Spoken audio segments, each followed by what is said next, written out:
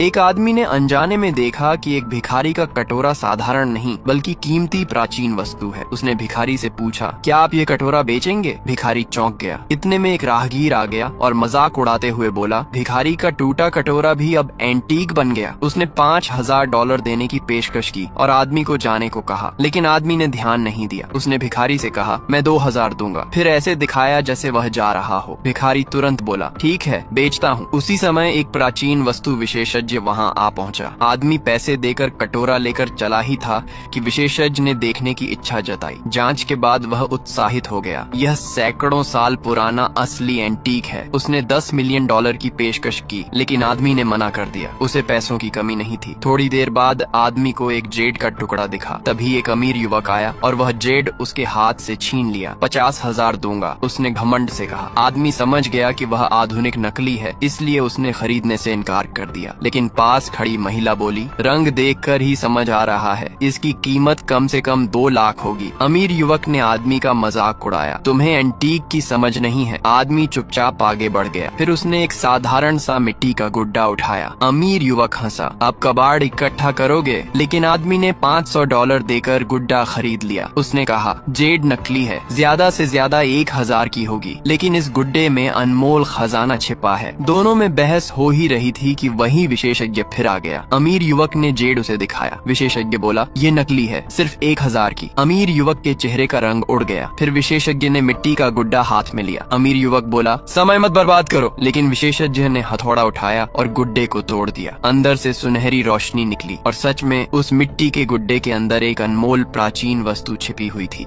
जैसे ही लड़की ने बीच पर कदम रखा, अचानक उसका पैर रेत में धंस गया। अगले ही पल उसका हाथ भी फंस गया। वह दर्द से चिल्लाने लगी। धीरे धीरे उसका पूरा शरीर रेत में डूबने लगा। उसे बचाने के लिए उसका दोस्त कार से कूदा, लेकिन 2 कदम चलते ही फिसल गया। उसका पूरा शरीर भी रेत में चिपक गया। वह कितनी भी कोशिश करे, उठ नहीं पाया। तभी अचानक रेत के नीचे छिपा एक राक्षस उस पर हमला करने लगा। तेज दर्द में तड़पते हुए उसे धीरे धीरे नीचे खींच लिया गया। कुछ ही पलों में वह पूरी तरह गायब हो गया, जैसे वह कभी था ही नहीं। बाकी लोग मदद के लिए कार स्टार्ट करने लगे, लेकिन इंजन चला ही नहीं। सब डर से भर गए। एक सुनहरे बालों वाली लड़की बीच के किनारे तक गई। उसने रेत को छूने के लिए हाथ बढ़ाया। तभी नीचे से सफेद टेंटिकल्स निकल आए। उसी समय एक मोटा लड़का होश में आया। पहले उसके नशे में धुत दोस्तों ने उसे एक बैरल में बंद कर दिया था। सबने उसे हिलने से मना किया। उन्होंने बताया कि रेत में एक खतरनाक जीव छिपा है। सबने बचाव का इंतजार करने का फैसला किया, लेकिन हर मिनट के साथ गर्मी बढ़ती जा रही थी। अगर जल्दी मदद नहीं आई तो वे प्यास से मर सकते थे। रेत के नीचे के टेंटिकल्स कार के टायरों पर हमला करने लगे। जब अभी भी कोई मदद नहीं आई तो जैक ने भागने का फैसला किया। उसने एक सर्फ बोर्ड पकड़ा और उस पर कूद गया। किस्मत से राक्षस ने सर्फ बोर्ड पर हमला नहीं किया। जैक ने 2 लकड़ी के तख्ते रखकर रास्ता बनाया। धीरे धीरे और संभल कर वह आगे बढ़ा। एक पल के लिए उसके चेहरे पर जीत की मुस्कान आ गई, लेकिन जैसे ही वह मेज तक पहुंचा,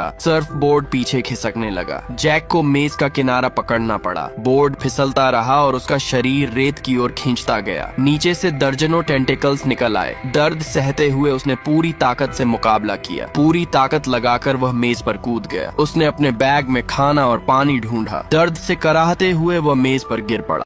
Subscribe, please.